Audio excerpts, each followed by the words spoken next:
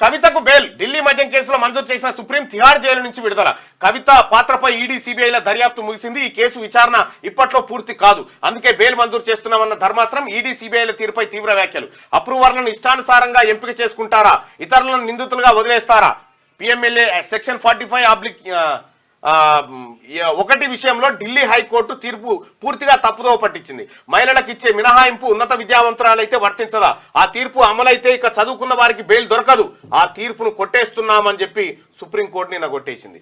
ఇక 5 నెలలకు పైగా తిహార్ జైల్లో ఉన్న బీఆర్ఎస్ నాయకురాలు ఎమ్మెల్సీ కవితకు విముక్తి లభించింది. ఢిల్లీ మద్యం పాలసీకి సంబంధించి నమోదైన మనీ లాండరింగ్, అవినీతి కేసుల్లో ఆమెకు సుప్రీంకోర్టు మంగళవారం బెయిల్ మంజూరు చేసింది. విచారణ సందర్భంగా కేంద్ర దర్యాప్తు సంస్థలు సిబిఐ, ఈడీల తీరును అత్యున్నత న్యాయస్థానం తీవ్రంగా తప్పుపట్టింది. నిందితుల్లో ఇష్టానుసారంగా కొందరిని ఎంపిక చేసుకొని అప్రూవర్లుగా మార్చుకోవటం ఏమిటని ప్రశ్నించింది. అలాగే మనీ లాండరింగ్ నిరోధక చట్టం విషయంలో కూడా కొంత కామెంట్ చేసింది సుప్రీంకోర్టు. ఇక ఇక్కడ బిడ్డా ఎట్లున్నావు కుమార్తెకు ఫోన్ లో కేసీఆర్ పలకరింపు. నేడు హైదరాబాద్ కు రానున్న కవిత కేసీఆర్ ఫోన్ చేసిందట. బిడ్డా ఎట్లున్నావు అని అడిగిందట.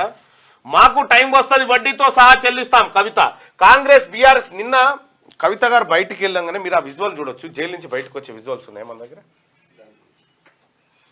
బయటికి వెళ్ళగానే కవిత వెళ్ళే టైంకి హరీష్ రావు, కేటీఆర్ ఇట్లా పక్కకు ముఖం పెట్టుకోరు. ఓకే, మీరు బాగా అబ్జర్వ్ చేయరు.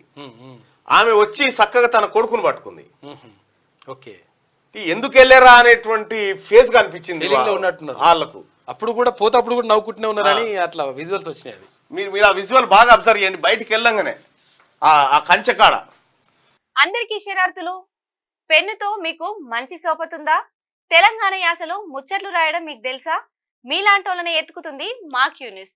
మరి ఆలస్యం చేయకుండా మాకు ఫోన్ చేయండి. 8688892608. లైక్ చేయండి.